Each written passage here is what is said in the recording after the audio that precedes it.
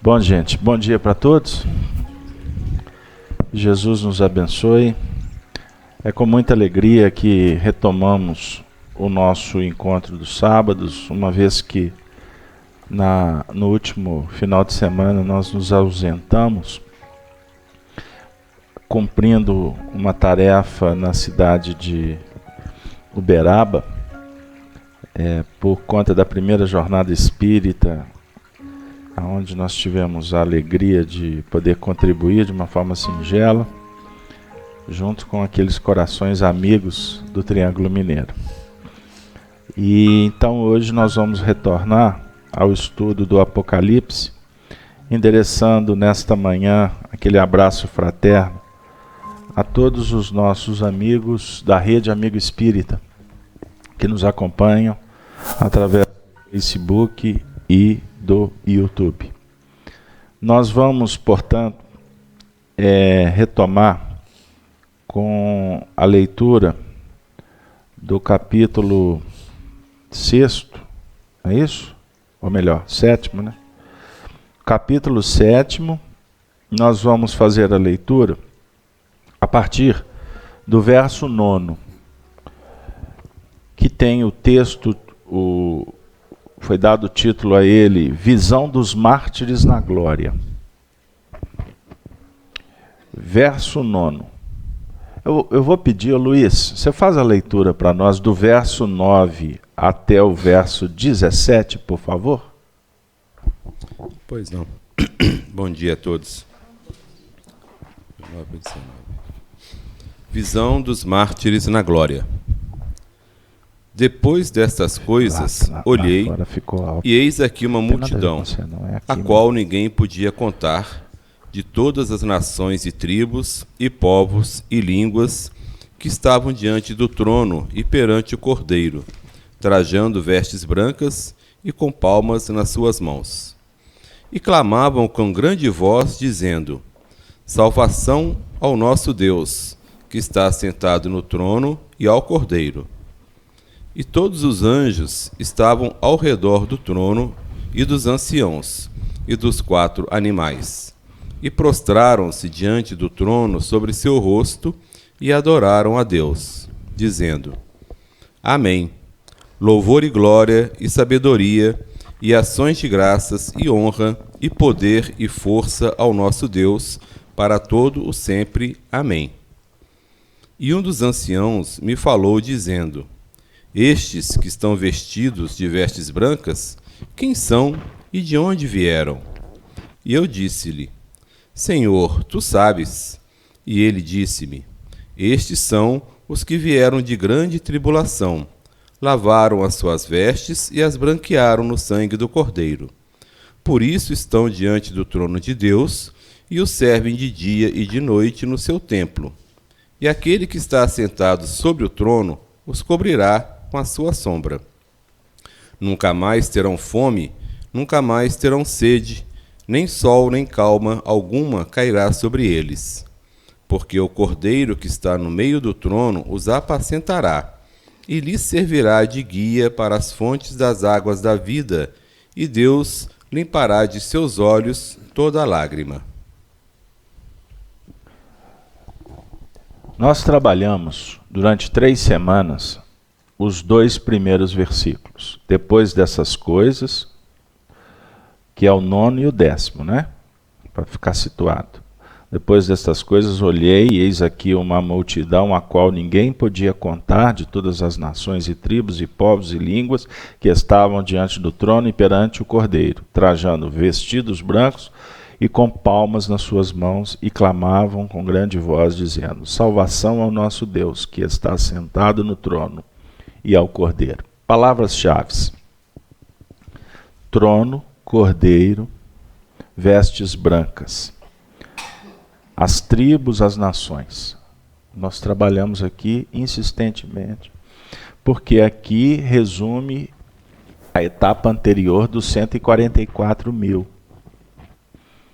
Os 144 mil representam, nesse processo de transição das etapas evolutivas do orbe, aqueles indivíduos que já estão trabalhando na faixa consciente da evolução. Quando nós falamos faixa consciente, é a fase que representa o despertamento para uma elaboração mental que possa trazer frutos importantes para o indivíduo. Nós estamos aqui estudando o Espiritismo. Estamos ingressando nas faixas dos 144 mil, que são, portanto, aqueles espíritos que vêm auxiliando no encaminhamento evolutivo do planeta como representantes do alto. Aqueles que vêm fomentar a transformação moral dos seres. E que já adquiriram autoridade. E a autoridade se constrói, se conquista pelo labor, pelo esforço, pelo sacrifício, pela capacidade de doação. Então, desde os tempos de Jesus até agora, não invalidando o que antes aconteceu, mas apenas para dar um foco principal na irradiação, que foi a vinda do Cristo, ali disparou um processo importantíssimo para a mudança do planeta. Porque existe a evolução individual e a coletiva. O Espiritismo, na sua feição de cristianismo redivivo, ele vem trazer Jesus de volta, mas abrindo para nós uma outra perspectiva à luz da ciência. Que na época de Jesus, o mundo ainda estava num estágio bem, vamos dizer assim, refratário à observância de um mecanismo evolutivo mais avançado. Então Jesus tinha que falar por parábolas. Ele tinha que trazer a proposta muito mais vivencial do que discursiva. Embora ele discursava também. Ficou claro? Então ele disse assim, eu não vim destruir a lei. Eu vim dar vivência à lei. Qual a lei? A lei que vai sendo desenvolvida pelos homens. Que Moisés, por exemplo, decodificou para a humanidade, trazendo os princípios da justiça, da igualdade, da liberdade, lá atrás. Mas lá naquela época a gente entendeu as propostas como um mecanismo de uma lei que impulsiona os homens de fora para dentro. Precisamos do código, porque senão a gente não sabe se comportar. Certo? Com Jesus, nós nos libertamos dos códigos, porque nós vamos viver o código. Você não precisa de ler a placa mais, é proibido pisar na grama. Com Jesus você vai dizer assim, que grama maravilhosa. Eu não vou pisar na grama. Entenderam o que eu estou dizendo? Porque Jesus vem tocar o nosso coração para a lei mosaica. Fiz-me claro? Só que esse pensamento vai sendo desenvolvido a partir do momento em que a ciência humana vai descobrindo ferramentas que nos coloquem face a face com essa verdade. Então, nos tempos atuais, nós temos, por exemplo, a física quântica. Nós estamos estudando já as partículas. Antes achávamos que o átomo era indivisível. Hoje a ciência constata a divisibilidade do átomo. Muito mais, descobrindo partículas. E existem partículas que têm massa e tem partículas que não têm massa. Se ela não tem massa, como é que ela vai ser medida? Olha que interessante. Então nós não estamos mais presos na questão da velocidade mecânica, da física que Newton trouxe. Nós já estamos entrando numa outra faixa. Aí vai se chegar um tempo que a ciência humana vai descobrir que a nossa mente, ela produz partículas mentais. Olha que interessante. E que nossa mente é capaz de, portanto, ajustar princípios subatômicos. Por que você está falando isso? Porque quando chegar esse tempo, nós vamos entender o que é que Jesus disse. Brilhe a vossa luz.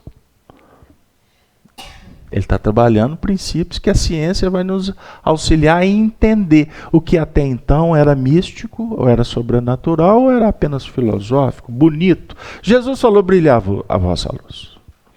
Aí fica todo mundo tentando apertar um botãozinho para acender a lanterna. Ou então, fica todo mundo, o médium clarividente fica admirado quando vê um espírito com luminosidade. Ah, lá. Deve ser isso que tem a ver com o que Jesus disse. Aí o médium fica curvado. Meu Deus, é uma entidade que tem uma luz ofuscante. Misticismo. Sobrenatural. Ele não entende, então ele coloca um poder. Ele concede um poder. Do mesmo jeito que antes o raio, o trovão nos deixava em pânico. Meu Deus, é a ira de Deus. Pegaram aí um pouquinho da ideia do que é o conhecimento e o que realmente nos prende e o que nos liberta. O conhecimento te liberta. Então, quando você tem fatos e dados, você não precisa de ficar discutindo demais. Está lá a prova, o ônus da prova. A conta é 2 mais 2 é 4. Você vai discutir o quê? Futuramente a humanidade não vai discutir reencarnação, não. Porque é fato, será fato, comprovado. Por enquanto não é. Por enquanto nós temos deduções, certo? Agora, no campo moral, que é o foco do estudo doutrinário, porque a gente não está aqui preocupado em provar a reencarnação ou mediunidade. Mas nós temos convicção, porque a gente lida com esse fenômeno nas nossas experiências mediúnicas, em reuniões. A vida o tempo todo nos mostra como é que é. A mediunidade é fato. O tempo todo você está tendo provas aí. Mas o homem de ciência, ele precisa de mensurar isso. A ciência tem que estabelecer os princípios que sejam comprovados. Não pode apenas ficar no campo especulativo. Por isso é que, em tese, a ciência está desconectada da religião. Chegar-se-á um tempo que haverá um casamento. Não da religião conforme nós compreendemos, de dogmas, de rituais, de poderosos, de poder, de mística, nada disso. Não estou tratando desse assunto. Nós estamos falando da filosofia moral, que é a religião natural. Então, quando você descobre, você percebe que a igualdade é um princípio universal, você não vai discutir a liberdade ou a igualdade, porque é princípio, já é concepção, já está mais do que constatado pela lógica. Deu aí, gente? Então, nós gostaríamos de fazer essa alocução aqui, porque o projeto que esses próximos versículos apresenta para nós, é de reconhecermos a autoridade dos anciões. Então, quem são os anciões? São as almas que se descobriram, que investiram, que trabalharam pela sua própria renovação. E eles descobriram e estão nos ensinando, por isso que vocês estão vendo que nesse texto aqui é um diálogo. O diálogo entre o médium, que é João Evangelista. Vocês prestaram atenção nisso? Ele está perguntando aqui. Eu disse-lhe, Senhor, tu sabes. E ele disse-me: estes são os que vieram da grande tribulação e lavaram os seus vestidos e os branquearam no sangue do Cordeiro. Então João, médium, está em transe mediúnico, ele está dialogando com Jesus, que a revelação é dada por Jesus para ele, e ele está como um indagador, querendo entender. Quem são esses anciões? Quem são esses que representam os 144 mil? Então Jesus está dizendo para eles, são aqueles que lavaram seus vestidos e os branquearam no sangue do Cordeiro.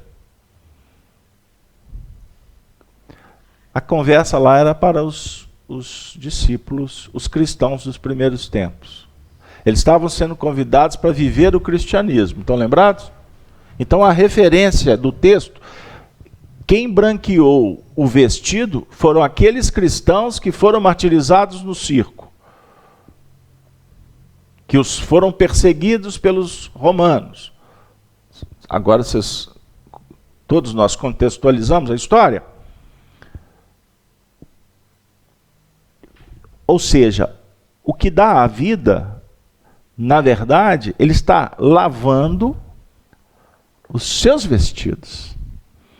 Agora, não é lavar de fora para dentro com sabão em pó, com amoníaco, isso é outra coisa, com detergente, sei lá o que for. Antigamente, sabão de coco, né? Lavar a roupa ali na beirada do rio, é isso não. Porque lavar a roupa nesse sentido você vai lavar o que está lá fora. Como é que nós podemos lavar a nossa tessitura, a nossa veste?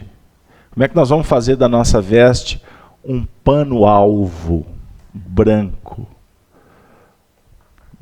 Não é pelo sentimento que vai se renovando?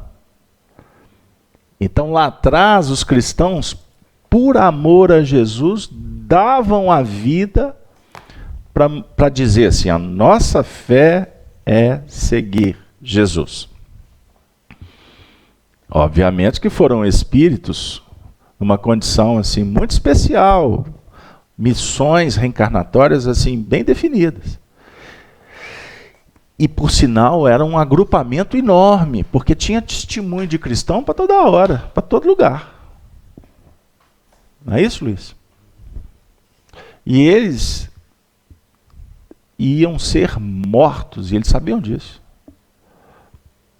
Mas milhares deles, não, nós vamos até o fim, porque nós acreditamos que seremos salvos, que vamos alcançar a imortalidade da alma, seremos recebidos no paraíso, pela fé que temos em Deus e em Jesus Cristo. Era assim que eles pensavam. Alguns tinham a maturidade para se dar. Por quê? Por mais que eles não tivessem claro essa ciência que nós estamos esquadrinhando aqui, eles traziam isso em sua bagagem espiritual. Certo? Nós estamos aqui na sala de aula estudando ciência. Nós estamos estudando história, estamos estudando física, estamos estudando matemática. O evangelho, estudar o evangelho é isso. Doutrina espírita é debater o tempo todo. Lei divina, lei natural, livre-arbítrio, mediunidade, influência dos espíritos em nossa vida, obsessão. Por que nós estamos estudando? Porque somos ainda ineficientes na prática.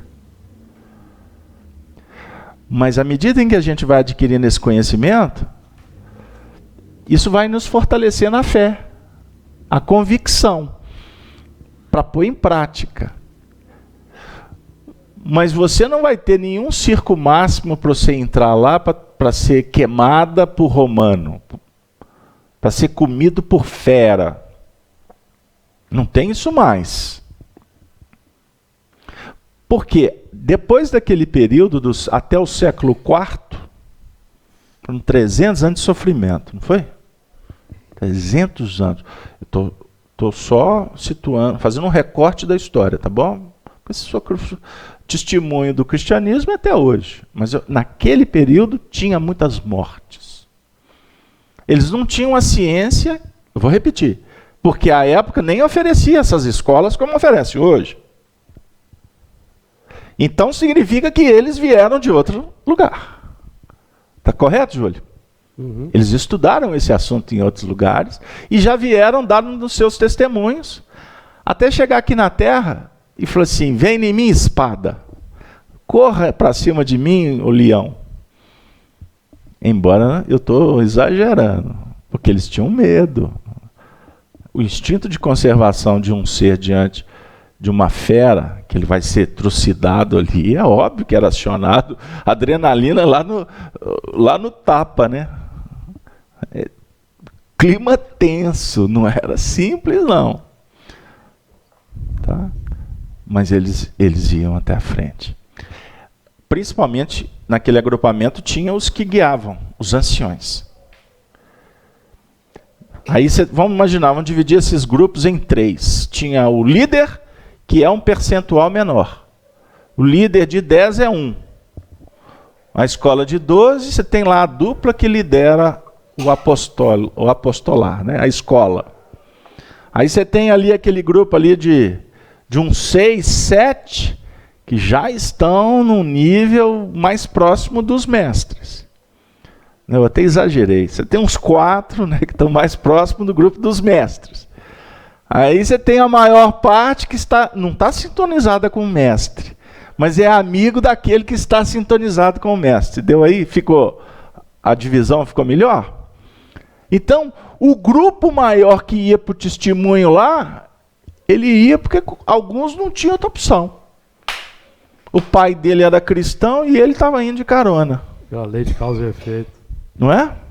Ele não tinha outra opção, não. Naquele período de um mundo tão difícil, sem opções, não é? Saneamento, alimentação, a vida era muito difícil. A média de idade naquele período ali, sabe qual era? 18 anos. Era a média de idade daquele povo. Morria-se muito rápido. Por doenças, etc., por guerra.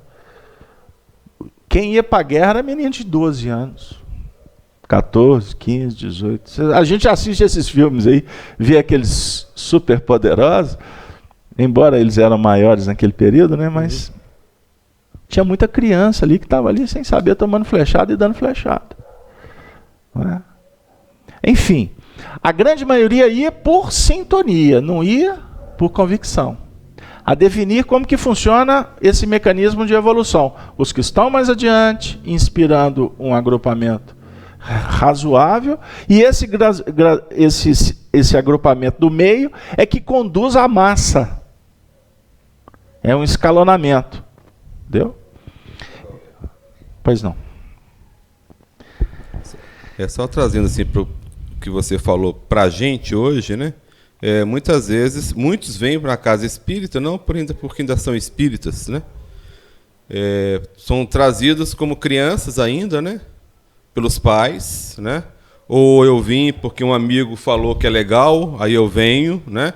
Aí eu estou nesse grupo aí que você falou, de muitos que foram, né? Porque o pai foi preso e eu sou filho do pai, e aí eu fui também para o Leão. Aí o que fazer, né? Esses que não... se eles não tinham ainda, não eram, por exemplo, esses que foram trazidos para a casa espírita, não são espíritas, mas estão envolvidos nesse ambiente, é porque de algum momento já estão prontos para serem sensibilizados, né? Uhum. Aí cada um terá a sua tarefa, né, de trabalhar e aproveitar isso que foi feito, né? Eu cheguei porque o outro me trouxe. Aí depende de mim agora dar sequência a isso, né? Aí será o desdobramento desses que foram martirizados, né? Lá na frente, o que farão quando retornarem, né, para uma nova experiência aqui na Terra, né? Uhum. Por isso que o processo de adequação, ele fala da colaboração. O universo é regido por uma lei chamada de colaboração mútua e universal. Universal porque abrange outros mundos que nós ainda nem concebemos. Mundos físicos ou mundos espirituais, certo? Mas a colaboração é que faz com que a engrenagem aconteça. Então, por exemplo, quando a gente ouve expressões assim, porque Deus quer, né? Isso é vontade de Deus. Estudamos aqui quinta-feira, não foi, Denise? Eu desencarnei Denise aqui quinta-feira, não foi, Denise? Lembrei aqui. Então você pode falar no microfone que o povo quer ouvir sua voz. O pessoal do chat até brincou, porque semana retrasada ele me congelou várias vezes. Aí na quinta-feira eu desencarnei várias vezes. Na próxima, ou você desce para a mansão dos mortos, ou você ressurge. Mas, ou seja, é interessante a gente pensar, voltando ao que eu ia dizer, nós estávamos estudando aqui a questão 262. Vamos lá? Denise, então agora eu vou te pôr para trabalhar. Não vou te congelar, não. Vou te tirar do gelo. Leia para nós a questão 262. Questão 262. Como pode o espírito, que em sua origem é simples, ignorante e sem experiência, escolher uma existência com conhecimento de causa e ser responsável por essa escolha? Resposta. Deus lhe supre a inexperiência, traçando-lhe o caminho que deve seguir, como fazes como uma criança, desde o berço. Contudo, pouco a pouco, à medida que o seu livre-arbítrio se desenvolve, ele o deixa livre para escolher, e só então é que muitas vezes o espírito se extravia, tomando o mau caminho por não ouvir os conselhos dos bons espíritos. É a isso que se pode chamar a queda do homem. Esta resposta aqui, ela é uma lição sintética do que vem a ser autonomia. E também diz um pouco do que é heteronomia. Para quem está chegando, o que é heteronomia? É o indivíduo que segue uma lei externa, uma lei do outro. Certo? A heteronomia, ela acaba propondo uma ideia de submissão, se o indivíduo não souber lidar com ela. Submissão. O Paulo Figueiredo trabalhou isso, sabe, né? O Luiz estava lá conosco em Uberaba. Inclusive ele cita o catolicismo, o protestantismo, o judaísmo e o islamismo. O islamismo, Islã significa submissão.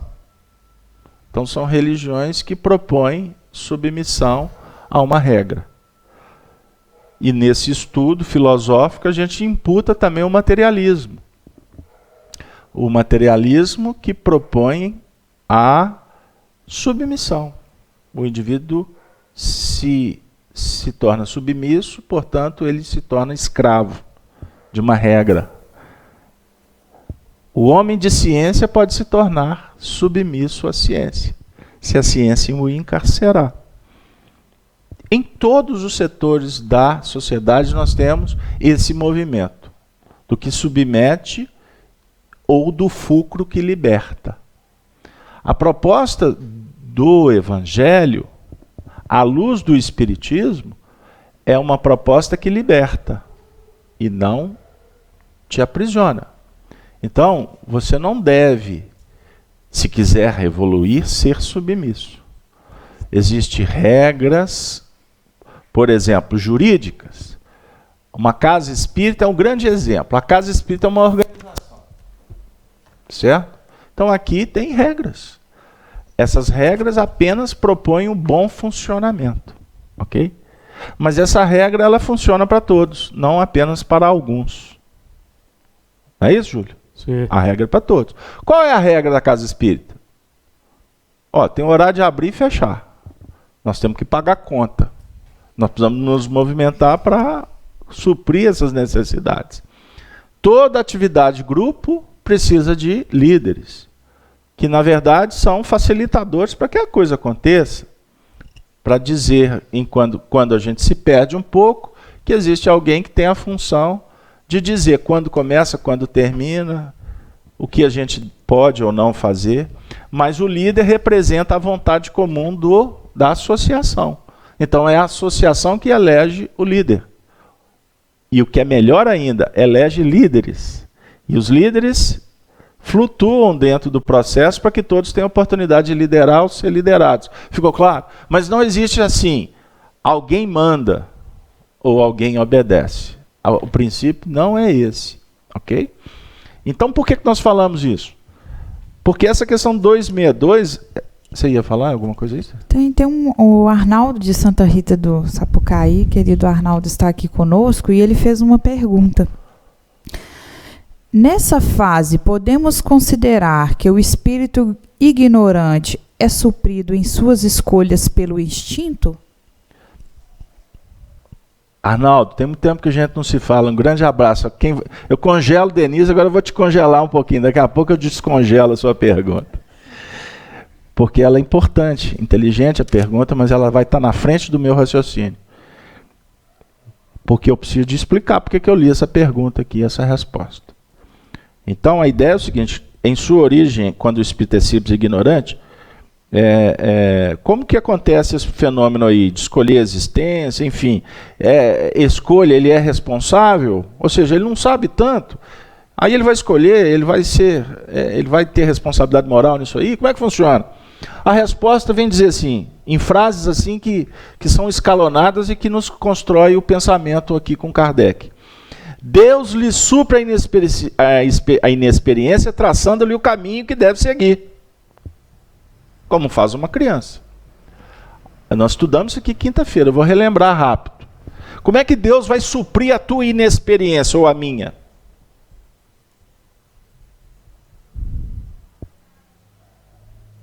Ele vai traçar o caminho para você? Como assim?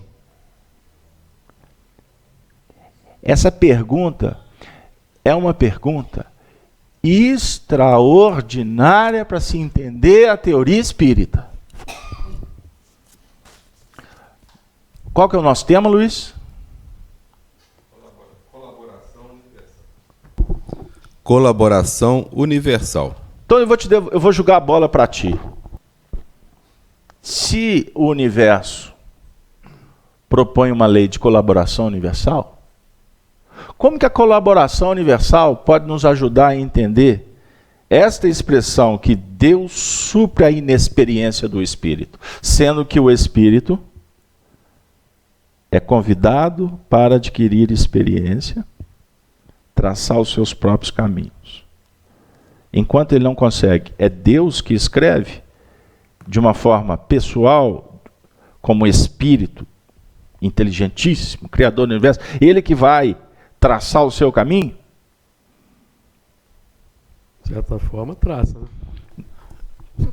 Acho que de certa forma ele pode traçar, mas não pode ser todo traçado, porque senão eu não vou conseguir fazer depois esse traçado que ele fez por mim.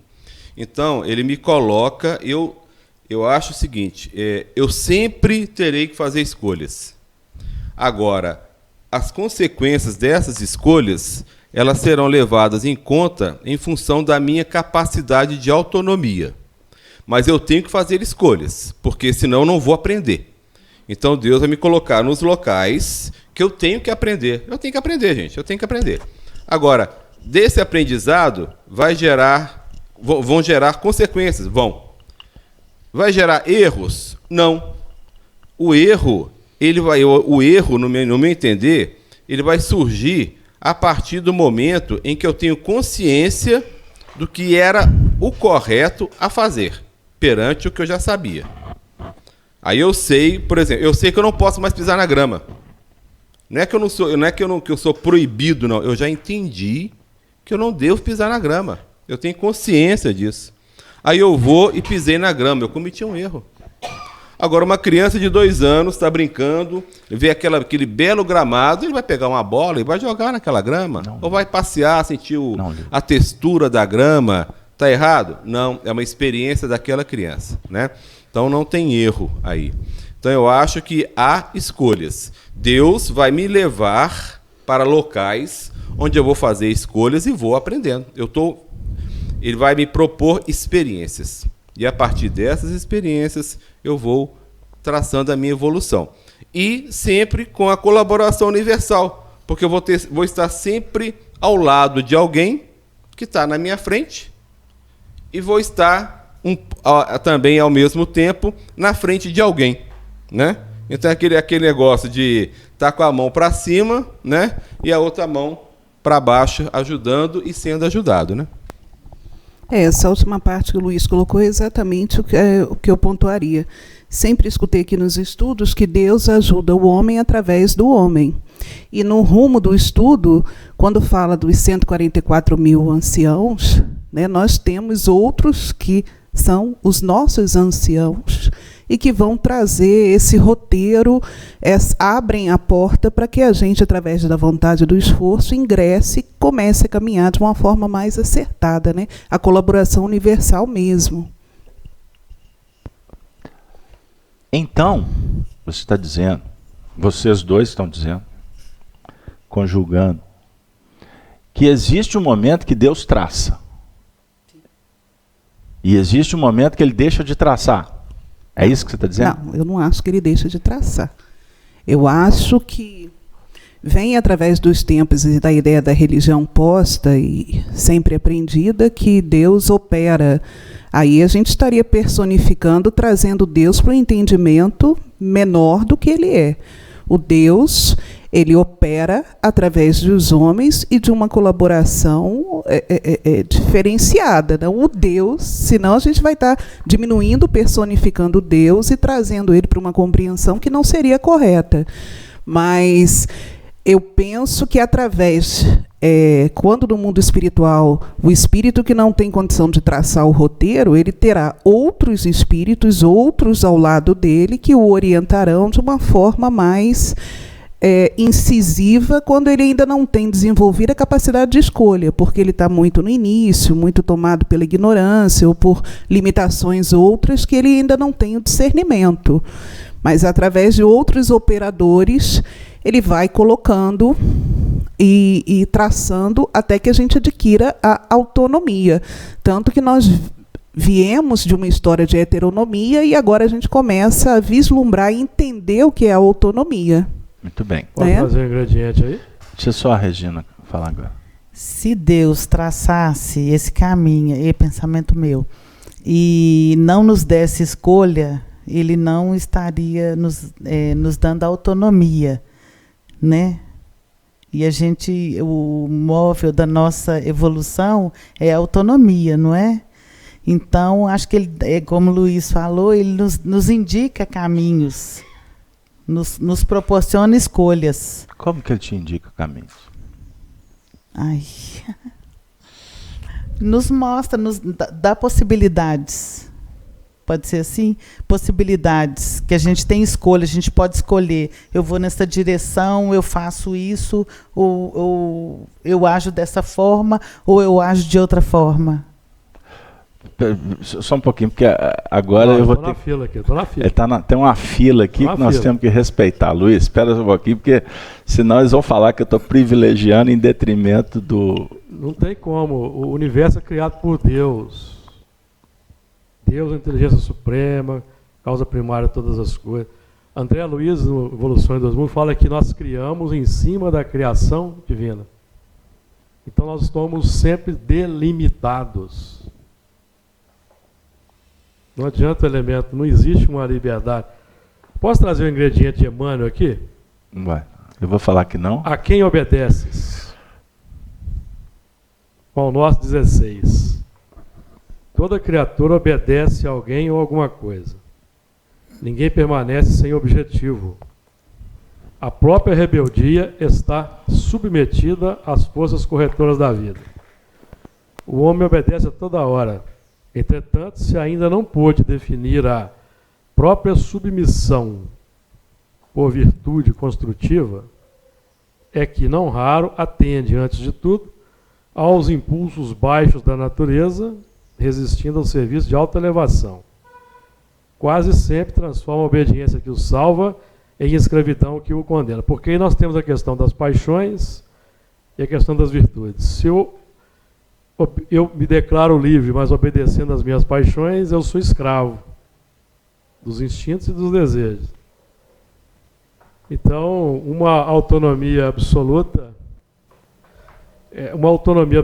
não existe, porque você não pode criar o seu próprio universo, eu não posso, ela não pode. Nós estamos sempre dentro de parâmetros estabelecidos pela inteligência suprema, a causa primária de todas as coisas. E o que nos impulsiona internamente é o instinto, a força do instinto, que nada mais é do que o nosso trabalho. Esse terreno é um terreno filosófico, esse terreno não tem saída dele não, viu? Quase sempre transforma a obediência que o salva em escravidão que o condena. O Senhor estabeleceu as gradações do caminho, instituiu a lei do próprio esforço na aquisição dos supremos valores da vida e determinou que o homem lhe aceitasse os desígnios para ser verdadeiramente livre. Mas a criatura preferiu atender à sua condição de inferioridade e organizou o cativeiro. O discípulo necessita examinar atentamente o campo em que desenvolve a própria tarefa. A quem obedeces?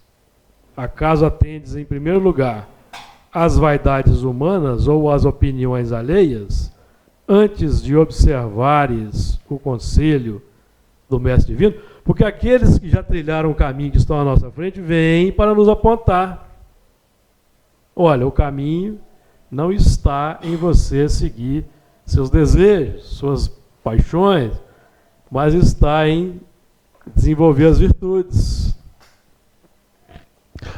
Esse é um caminho, você entrou no caminho, numa senda aí filosófica que é difícil de sair dela agora. É para entrar, para não sair. É.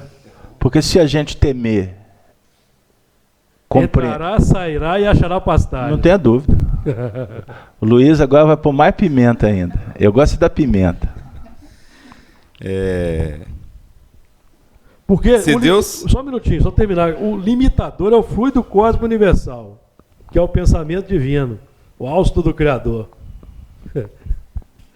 Se alguém conseguir superar o fluido cósmico, pensamento divino... Você não supera, você administra. Isso que vai eu lá, dizendo. Luiz. Segundo parâmetro estabelecido. Deixa eu só dar Garum Norte para ficar didático para todo mundo. Vamos embora. Primeiramente, assim, somos muito limitados ainda nesse raciocínio que vamos fazer pelo pouco conhecimento que temos, né? Hoje estamos aqui, cada um é de um jeito. Voltando aqui para o texto, né? Aqui eram 144 mil.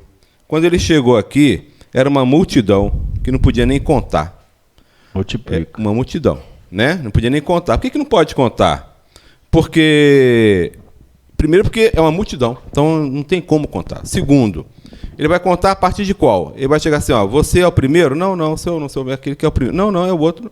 Ah, tá. Então você é o último? Não, não. Chegou aqui não, aquele que é o... Não, é o outro. Então você não consegue saber quem que é o primeiro e quem é o último. Se Deus traçasse para nós a nossa evolução, seríamos iguais. Porque senão ele seria injusto.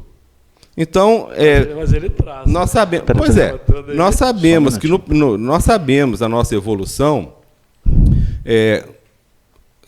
Fomos criados simples e ignorantes porque éramos princípio inteligente, né?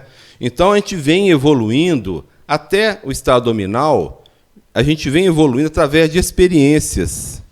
E essas experiências geram escolhas de alguma maneira.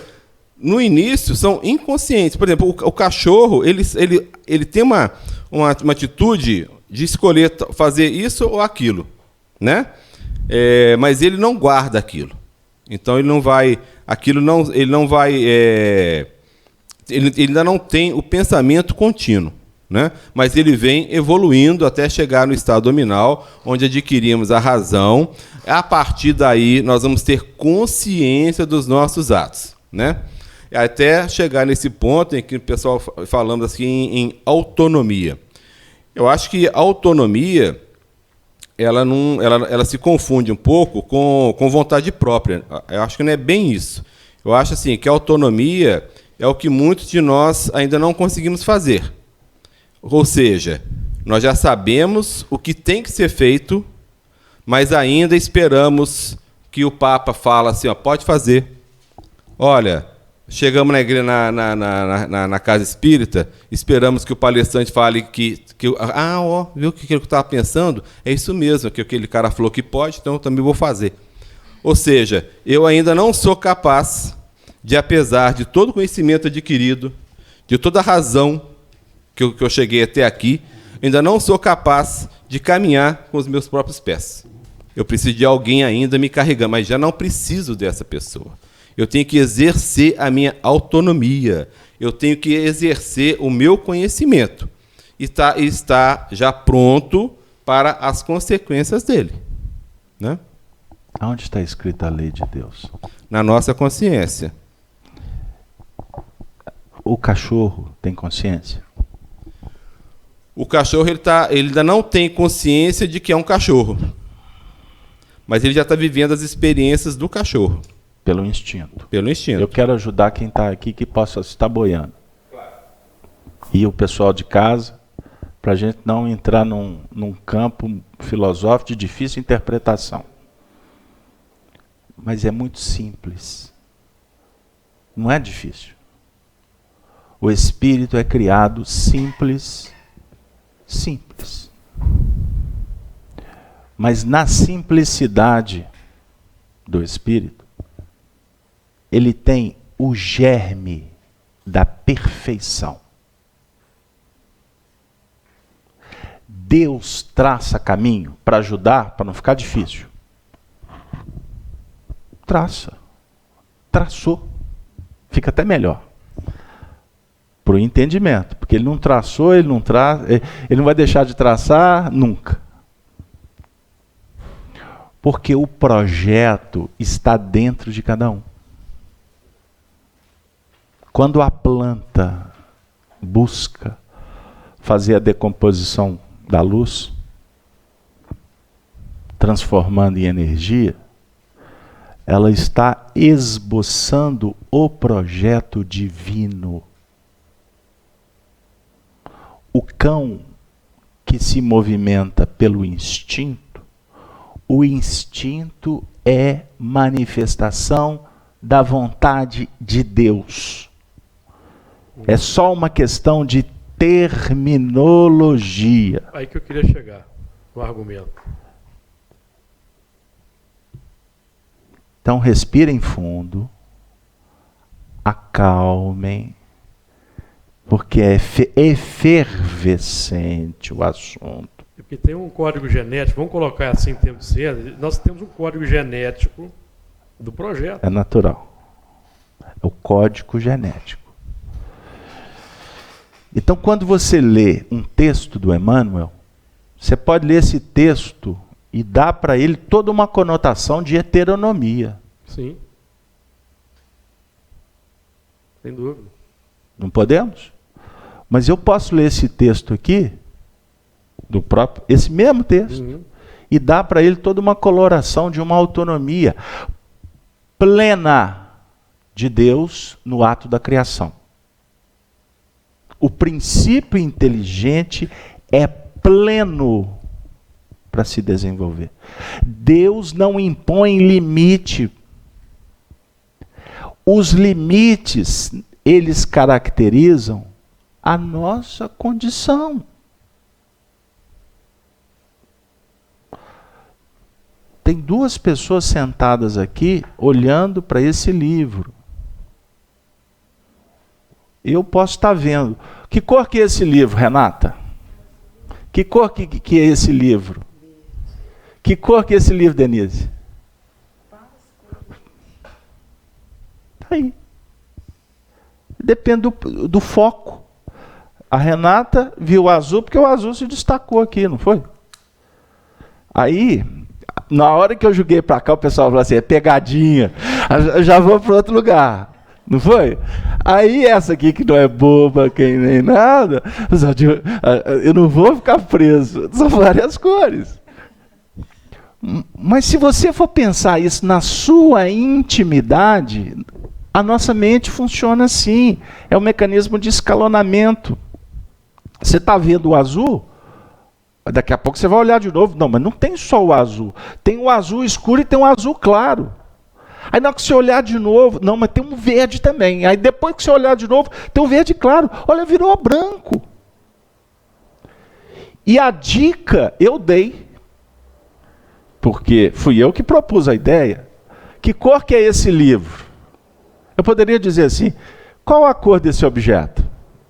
Se eu falasse qual a cor desse objeto, a sua mente ia ter mais uma tarefa, que é decodificar que isso aqui é um livro. Pegaram aí? A mente é o campo da consciência desperta. A mente é o campo da consciência desperta, que vai definir o campo de ação. A sua mente, como é que é seu nome, filha? Juliana. A sua mente, ela desenvolve um campo e você opera dentro desse campo. Você não opera dentro do campo da minha mente. Certo? Então, tudo isso provocado por esta questão. Deus lhe supre a inexperiência, traçando-lhe o caminho que deve seguir, como fazes a uma criança desde o berço. Agora eu vou ser heteronômio. Eu vou para o Deus indivíduo, pessoalizado. Deus vai apertar um botão e falar assim, o seu Cedino é uma criança. Eu vou mandar lá para o seu Cedino alguém... Ah lá, ele até agradeceu. Manda mesmo, Senhor. Alguém para ajudar o seu Cedino. Não, não vai mandar fazer isso. Isso é visão acanhada e delimitada. Porque existe um princípio, uma lei de progresso, no qual a planta está sintonizando com essa lei. O cão está sintonizando com essa lei. O homem está sintonizando, ele precisa de progredir. Aí ele vai descobrindo que para progredir, ele tem que trabalhar. E aí existe um princípio chamado serviço. E a gente vai percebendo que nós temos dois serviços a fazer. Um que nos beneficia e um outro que colabora com o semelhante. Aí você vai se desenvolvendo e quando você percebe que você precisa de colaborar com o semelhante para que haja uma harmonia dentro de uma casa, essa sua colaboração vai ajudar o outro. E na sua colaboração você vai atender à ineficiência do outro. O outro é inexperiente. Você sabe fazer arroz, o outro só sabe se alimentar de arroz. Os dois precisam de se alimentar, então alguém vai ter que fazer arroz. Aí você vai estar suprindo a inexperiência do outro, a dificuldade do outro, com o seu trabalho. O seu trabalho é a voz de Deus que está sendo ouvida por você. É você que está ouvindo a voz de Deus dentro dos princípios da evolução. Imaginem a multidão fazendo isso. Como o Luiz bem lembrou, eram 144, depois uma multidão. Nós usamos o exemplo aqui na quinta-feira do gari. O gari está varrendo a rua. A dona de casa está cuidando da casa. Quem passa pela rua está sendo beneficiado porque o gari limpou a rua.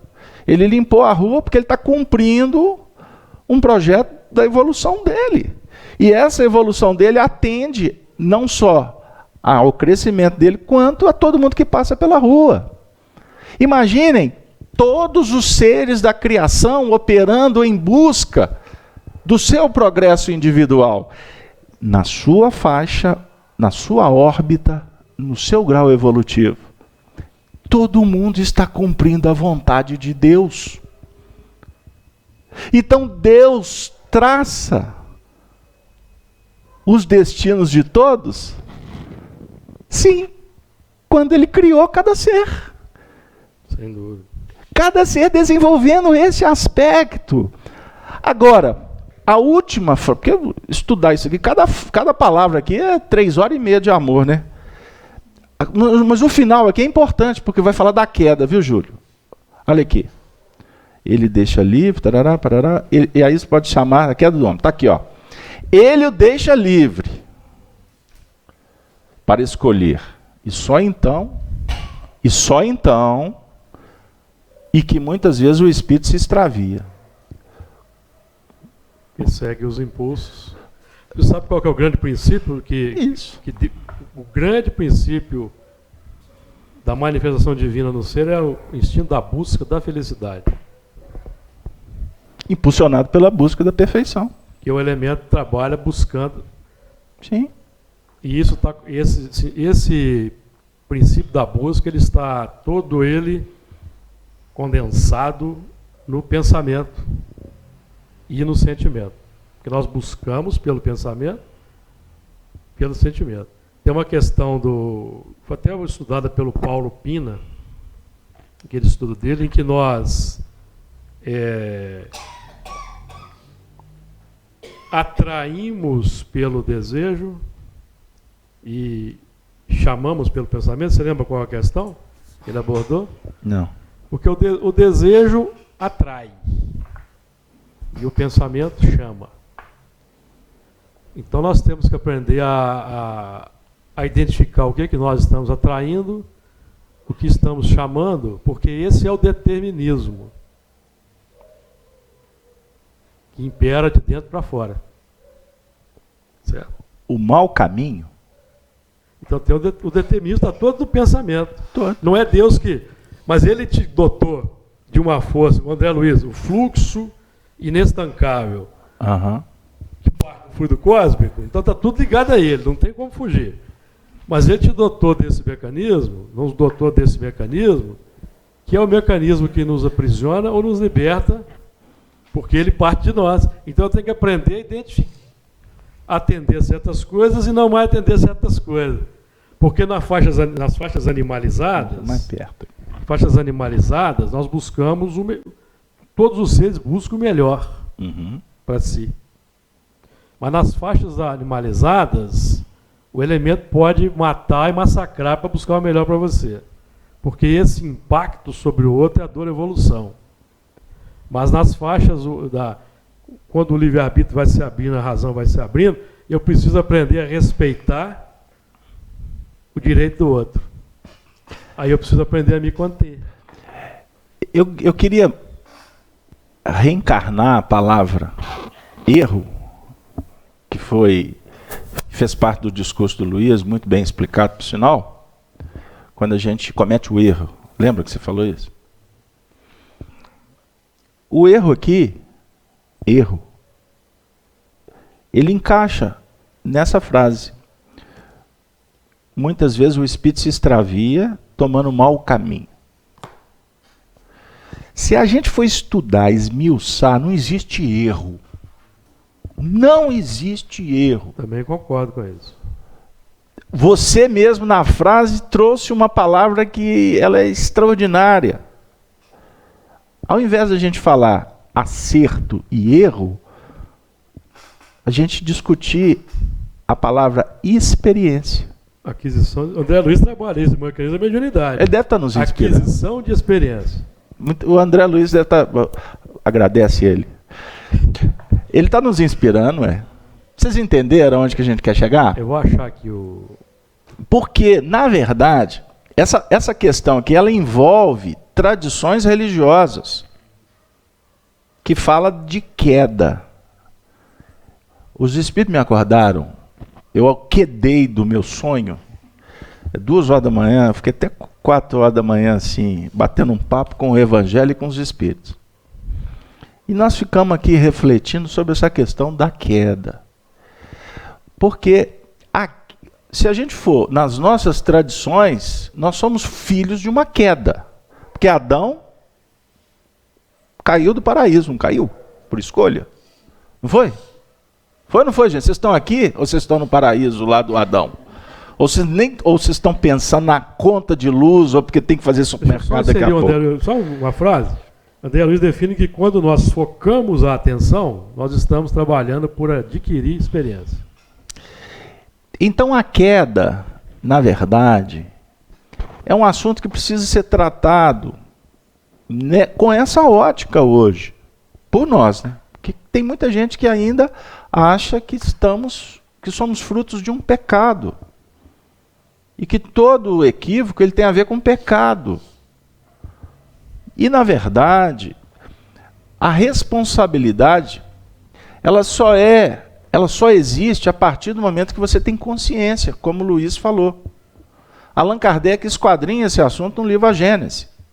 Porque quando nós estamos dando os primeiros passos, existe na evolução uma nulidade de responsabilidade. Você não sabe. O Paulo diz isso aqui para nós na carta dele aos Romanos, no capítulo 11, no versículo 11. Eu estudei tanto esse trecho que eu até arranquei a página ontem, sem querer. Aqui. Olha que bonitinha a inabilidade. O Paulo diz assim: o futuro de Israel. Olha aqui. Digo-vos, pois, porventura, falando dos judeus, tropeçaram para que caíssem? De modo nenhum.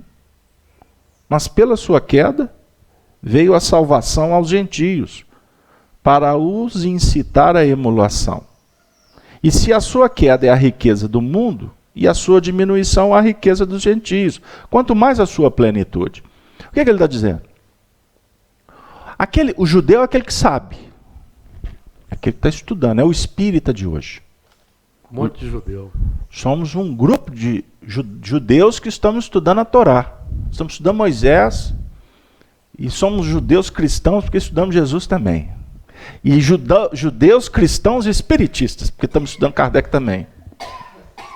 E agora, judeus, cristãos, espiritistas e apocalípticos. Você está mudando o conceito de Kardec de espírita cristão. Olha lá a responsabilidade. Não tem problema não. O chefe, depois ele me manda a conta. Hein? Judeus, gostaram? Judeus, cristãos, espiritistas e apocalípticos. Espera aí, só um pouquinho. Não, só te ajudar aí. Ele está empolgado. Porque tem um componente importante que as pessoas esquecem, que todo mundo busca a sua felicidade. Isso. Mesmo o elemento que está massacrando o outro, isso. Ele está buscando a sua felicidade. Isso que a gente não entende. Isso. O assunto é emulante. Ninguém tropeça para cair. Eu bato muito nessa tecla. O indivíduo está lá com a metralhadora tirando a vida de alguém. Ele está fazendo isso porque ele acha que é o certo. Ele acha que é o certo. Ele tem prazer, felicidade naquilo. Ele tem convicção de que esse é o caminho. Agora, há o tropeço. Uhum. O tropeço só existe quando você tem um obstáculo ou quando você esbarra o pé no chão, não é? No top. Dá uma topada. Aí você tropeça, cai. Você não viu. Bom, se você caiu, você tem que levantar. Porque você é um ser que nasceu para andar. No seu sentido evolutivo. Quando você está levantando, você fala, essa experiência aqui ela é valiosa. Quando eu passar aqui de novo, eu vou ter que prestar mais atenção. Existem outros motivos que alguém tropeça, mas é só para a gente entender. Então, peraí. Então vamos devagar. Aí você vai pensar, você vai desenvolver o seu pensamento, a inteligência. Você vai acionar sua habilidade motora. Ou então você vai procurar uma clínica e vai fazer um estudo do seu labirinto, porque você está com algum problema. Certo? Existe ciência.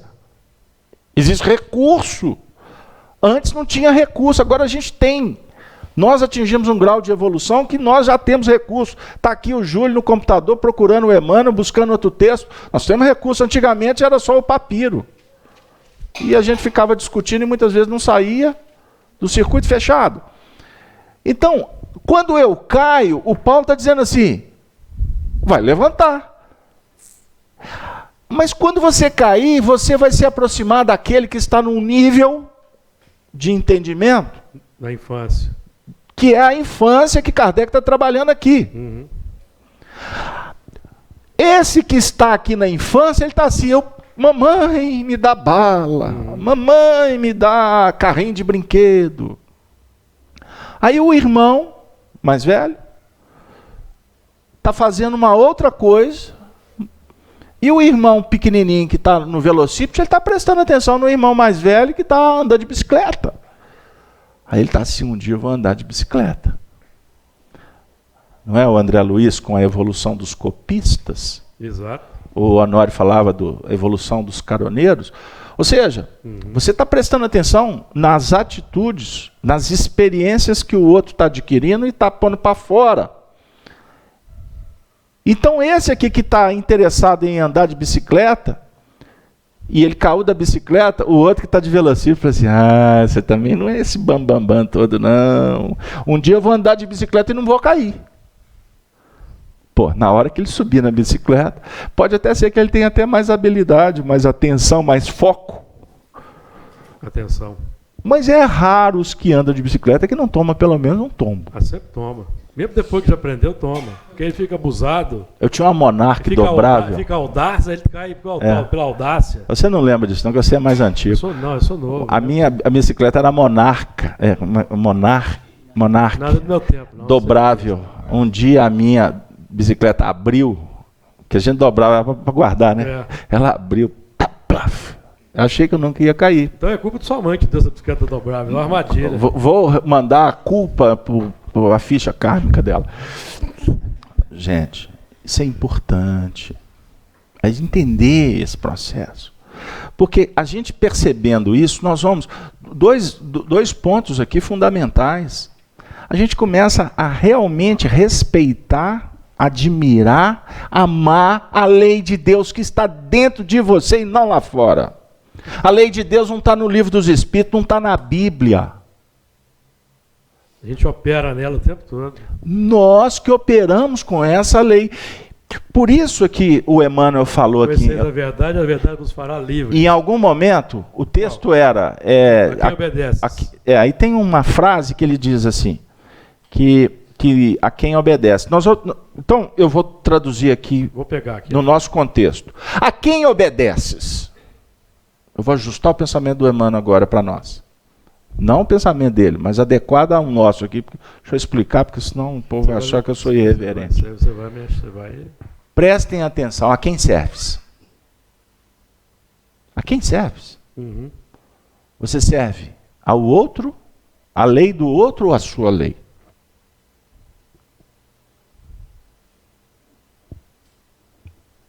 Viram a gravidade? O silêncio aqui é didático. Se você continua na sua tônica de felicidade a todo custo, você vai continua na linha do escândalo necessário. Aí você vai para aqui, vai para ali, vai para lá para ser... Isso mesmo. Você deu o exemplo do elemento que sente prazer na metralhadora. Certo?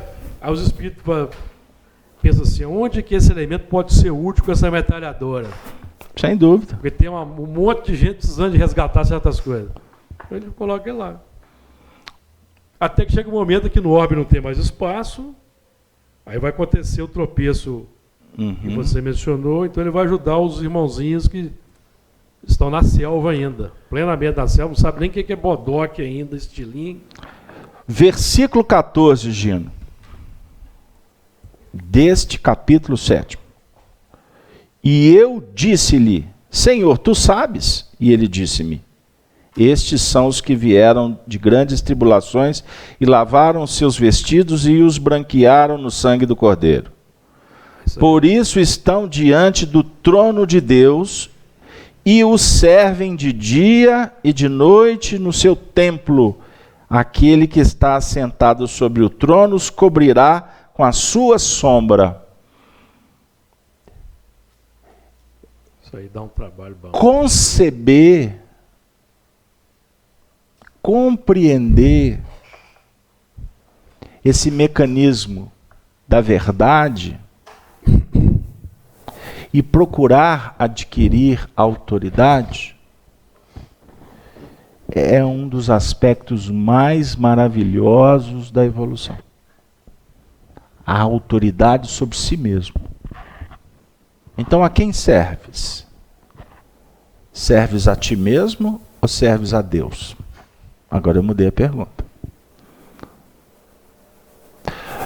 Quando anterior eu falei, serves a quem serves? Serves a ti ou serves ao outro?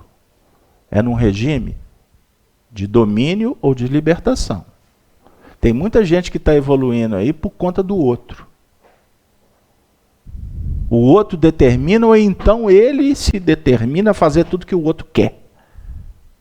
Escravo. Escravo do outro. Isso pode estar sendo até movimentado por uma necessidade de reajuste com o outro. Sua voz está dizendo assim, a voz interior. Vai mais. Caminha mais. O mundo está dizendo, não vai não. Mas não, eu tenho que ir. Porque existe um vínculo. Nós precisamos de avaliar como estamos nos movimentando nesse processo. Porque o seguir mais um pouco tem vários sentidos. Você pode seguir ao lado sem ser escravo. E para isso você precisa de aprender a se posicionar. Muitas vezes a situação não favorece e a gente tem que optar por ações mais complexas. Porque se o outro também não se predispõe a abraçar uma causa nobre do reajuste no relacionamento, fica difícil, não fica? Não é assim? Nós estamos trabalhando a evolução conosco mesmo e com o próximo. Essa é a lei da natureza. Então, aqui agora eu estou mudando a chave, eu vou falar assim, a quem serves? Ao seu egoísmo, ao seu interesse, que só te vincula ao mecanismo do atendimento às suas paixões, ao seu prazer, ou estás se colocando na posição de servir ao Senhor? Porque aqui é estar diante do trono, servir ao Senhor. Eu vou explicar. Servir, não no sentido de subserviência, servir não no sentido de ser obediente de uma forma fechada, submisso. Servir ao Senhor é se libertar. E você só se libertará conhecendo e amando. Assim estará servindo ao Senhor, conhecendo e amando. Eu costumo perguntar para uma pessoa que está vindo numa casa espírita. Eu estou gostando tanto do espiritismo. Beleza, e qual livro que você está lendo? Não tenho paciência não. Não gosto de ler. Bom, aí você já pensa assim, o processo vai ser mais demorado. A experiência será mais complexa. Não tem dúvida disso. Eu sou cego, Braille. Eu sou surdo. Como é que chama? Sinais, né? Uhum. Língua de sinais. Língua de sinais. Temos 10 milhões de brasileiros políticos que descobriram isso. Agora, todo discurso político tem alguém com sinal, porque tem 10 milhões para votar. Mas tá bom, ajuda a desenvolver e estimular que haja linguagem de sinais em todos os setores. O setor público tem que ter. Não é isso a discussão? Ótimo, isso é progresso. Nós vamos convidar a Regina Moraes para vir para o estudo do Apocalipse, ela ficar na linguagem de sinais aqui para os nossos amigos. Ok, mas não é nesse sentido que eu estou querendo abordar. Nós precisamos de refletir sobre esse instante para não ficarmos aprisionados. Certo? Eu fui falar dos sinais de Braille, eu perdi o raciocínio. O que eu estava falando, Júlio? Podemos falar do sangue do Cordeiro, que é os sinais de Jesus, né? Não, mas não foi isso. O que eu estava falando? Não, deixa eu... servir.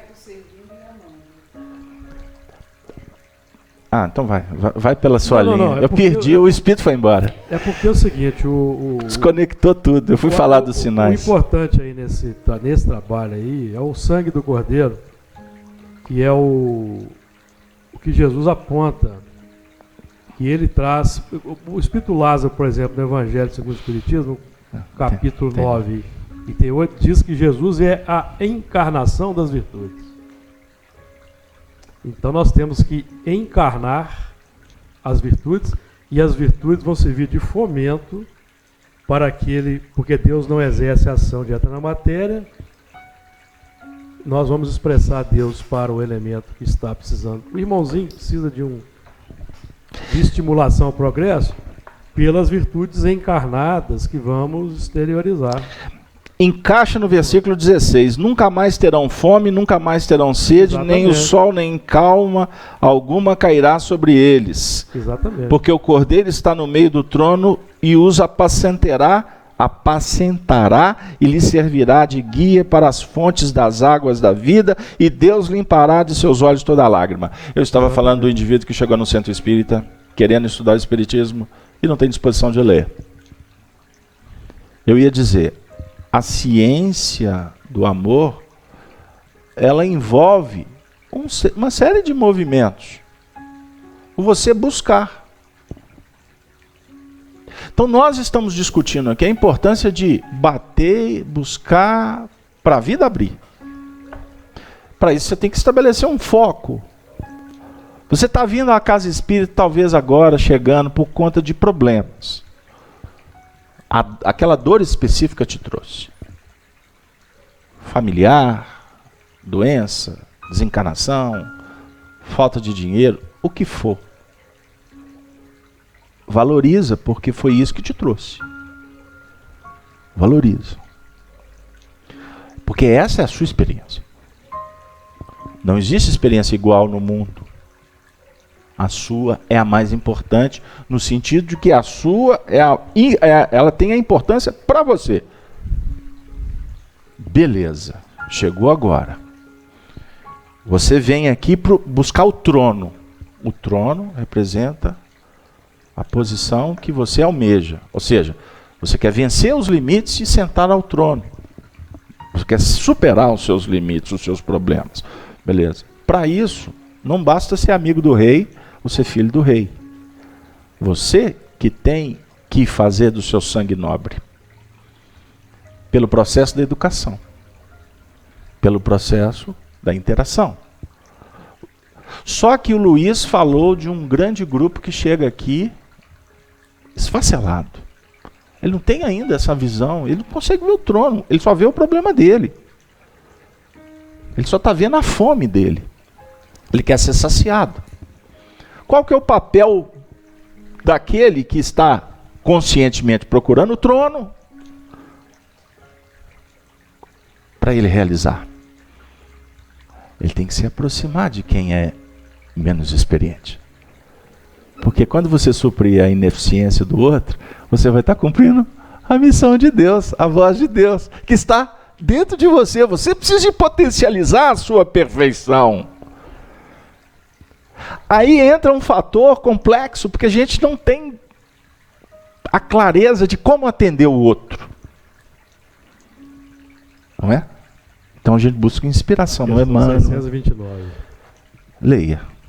O Júlio hoje acordou, veio do mundo espiritual, ele veio de Sírios, trazendo muito conteúdo para nós. Bora lá. Glória a Deus, como diz nossos irmãos evangélicos. Que definição se pode dar da moral? A moral é a regra de bem proceder, isto é, de distinguir o bem do mal.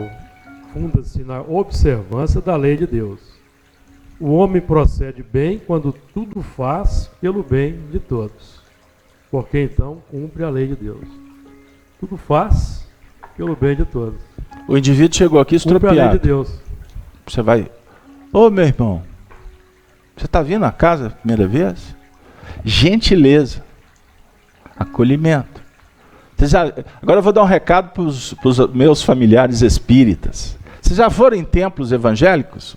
Ou neopentecostais? Tem que falar certinho, né? Porque senão vou ser até processado. Hoje é cheio de mimimi, qualquer coisa é processo. Hein? Você já foi num templo evangélico? Você já foi, Cláudio, numa reunião, numa sessão, não sei que, no culto, né? Eles chamam culto. Você já foi em alguma igreja? Geralmente são recebidos pelo pastor lá na porta. Exato. Na hierarquia, na Constituição, ele é o mais... É o célebre, né? Ele é o que tem mais autoridade. Então o indivíduo está chegando lá a primeira vez, ou é o que faz parte da comunidade, ele está em contato direto com o pastor. Isso é muito legal. Não é? Gentileza. Ele está se apresentando como aquele que quer servir, que quer ser cordial. Está ali, olha, o que você está precisando? Nós estamos aqui. Estamos juntos e misturados. No centro espírita, os espíritas fazem isso? Não, eu não estou dizendo que aqui tem um pastor, tá bom? Deixa eu consertar. Você que é trabalhador do centro espírita, você faz isso? Você fica na porta do centro esperando as pessoas? Você despede das pessoas? Ou você é aquele trabalhador que chega para dar o passe, tem passista que não termina a reunião, termina o passe, ele já está... Pica a mula. Pica a mula. Ele não quer nem saber quem está aqui. É uma reflexão, porque tem gente que vem com tempo exíguo, já está fazendo, já está bom demais, beleza, all right. Mas o que tu está fazendo para beneficiar? O sangue do Cordeiro é um assunto que ele propõe sublimação. Jesus veio dar a vida, ele não veio aqui pensando nele, no sentido de envolvimento egóico, não.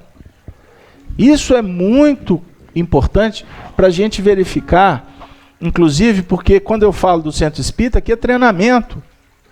Como que nós lidamos com o semelhante na via pública, na sociedade? Essa questão 629 aqui, trabalhando a questão do bem de todos, que é o desenvolvimento moral, quando você estiver saindo para servir o semelhante, você está desenvolvendo o seu senso moral. Você está potencializando as suas virtudes. Agora, como eu disse, a gente não sabe como faz. Então a gente tem que treinar. Agora tem uma dica muito especial que eu gostaria de colocar aqui como ingrediente, para que vocês possam desenvolver aí nas suas pesquisas, nos seus estudos. Como que nós estamos lidando com o próximo? Você sai com o intuito de ajudar o semelhante? Aí, como nós somos ineficientes, eu pergunto, será que nós temos competência para ajudar mesmo o semelhante? É um assunto que requer muito cuidado. Então, o outro, o próximo, ele se torna um instrumento para o seu desenvolvimento. Então, quem sabe se a gente mudar o entendimento do próximo, o que o próximo representa, a gente pode tirar uma lição de mais profundidade. Ou seja, eu não saio para ajudar o próximo. Eu saio para desenvolver os meus sentimentos, a minha moral. E o próximo é meu irmão. O próximo sendo seu irmão, subentende-se que haverá uma valorização do próximo. Como aquele que tem muito para me ensinar. O próximo é aquele instrumento de Deus que está cumprindo a vontade de Deus no seu processo evolutivo. E ele, portanto, está te dando muita coisa boa para que você desenvolva a sua experiência de vida. Então se eu fui estudar esse assunto com muita calma, na verdade, eu não saio para ajudar ninguém. Eu saio para ser ajudado pelo próximo. O próximo tem muito que me ensinar. O próximo tem muito que me dar. Mesmo quando embotado, surtado, em convulsão, encarcerado, atirando pedras, quem sabe em você mesmo. Este indivíduo está te dando o que ele pode. O tesouro. Se ele está te julgando pedra, é porque ele está revoltado com alguma coisa. Quem sabe você realmente não foi instrumento?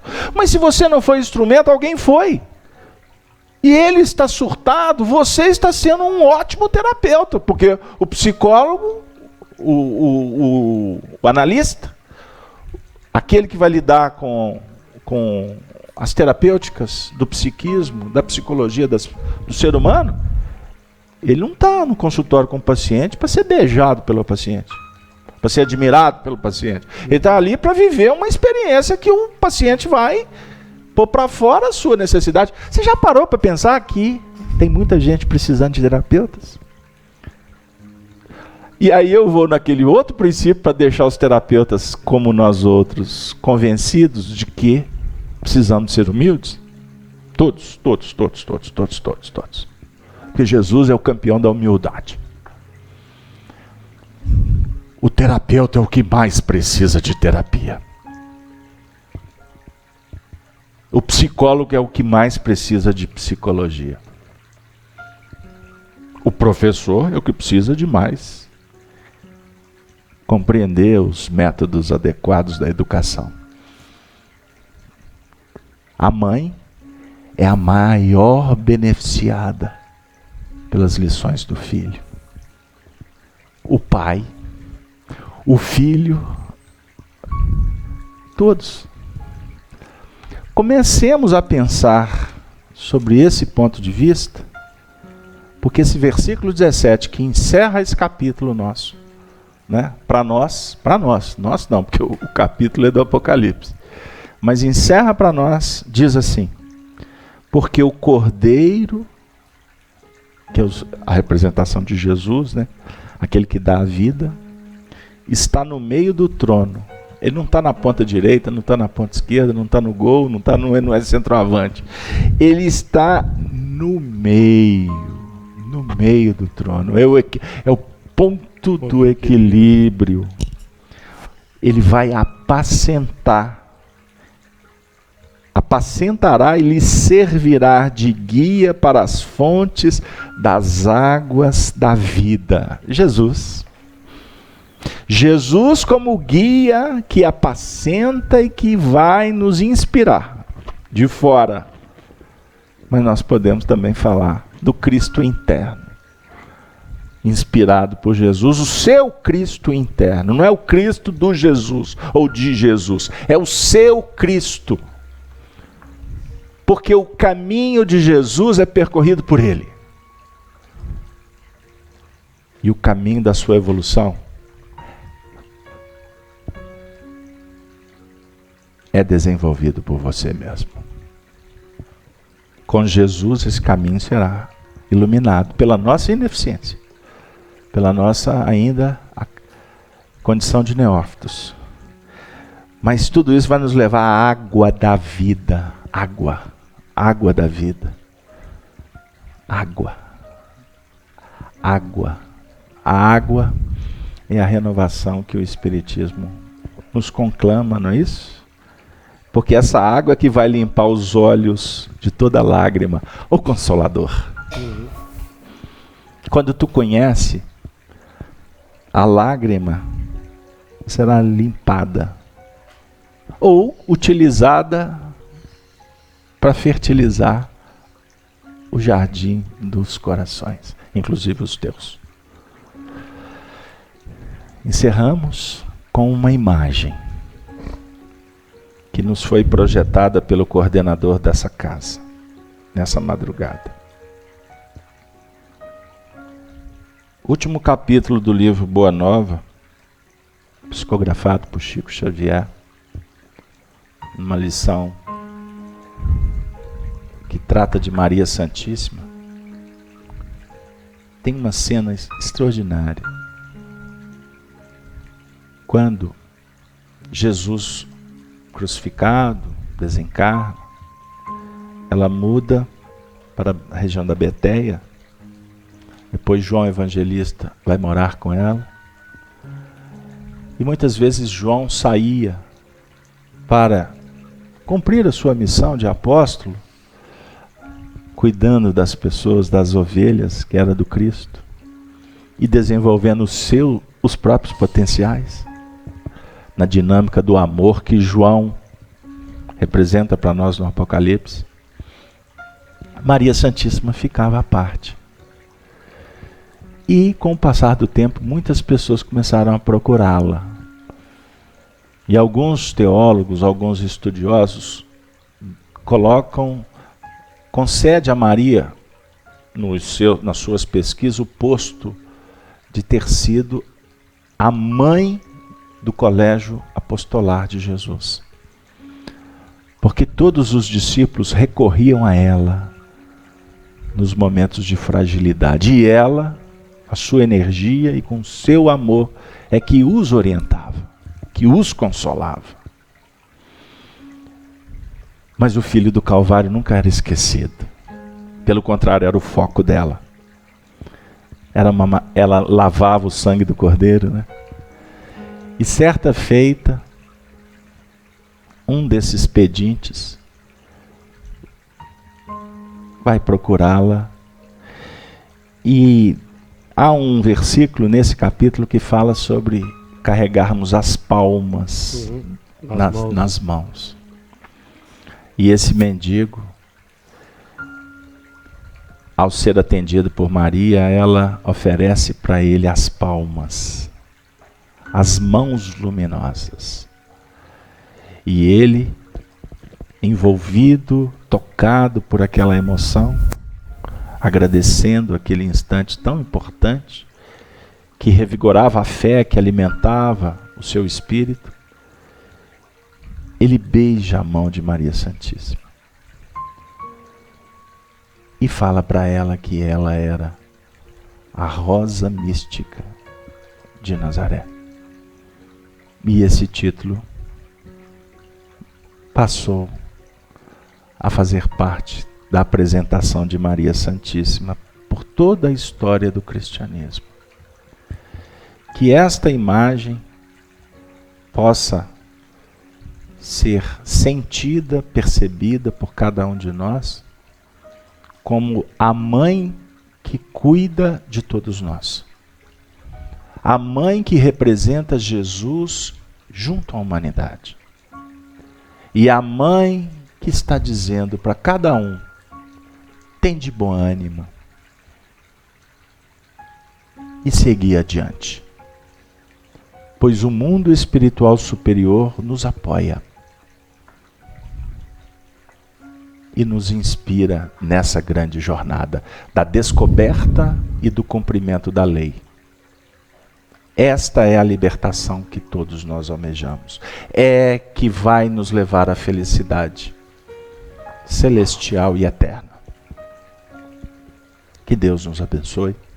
Agradeço a presença de todos e rogamos a espiritualidade que nos conceda a oportunidade de estarmos de volta no próximo sábado para iniciar o capítulo 8º do livro O Apocalipse. Vocês observaram que hoje nós globalizamos alguns versículos porque o assunto já tinha sido bastante trabalhado em reuniões anteriores, certo? Então eu peço desculpas se a gente correu um pouquinho e que Arnaldo receba o nosso abraço em Santa Rita do Sapucaí. Espero, Arnaldo, que os Espíritos tenham respondido a sua indagação. Assim, nós vamos encerrar pedindo ao Luiz que faça... Aliás, Luiz, se você me permite, eu vou pedir que a Renata faça a prece final por nós. Ok, Renata? E depois da prece, Denise tem um convite para fazer para vocês, para um seminário amanhã, lá no grupo Albino Teixeira, em torno do livro A Gênese de Allan Kardec. Jesus, agradecemos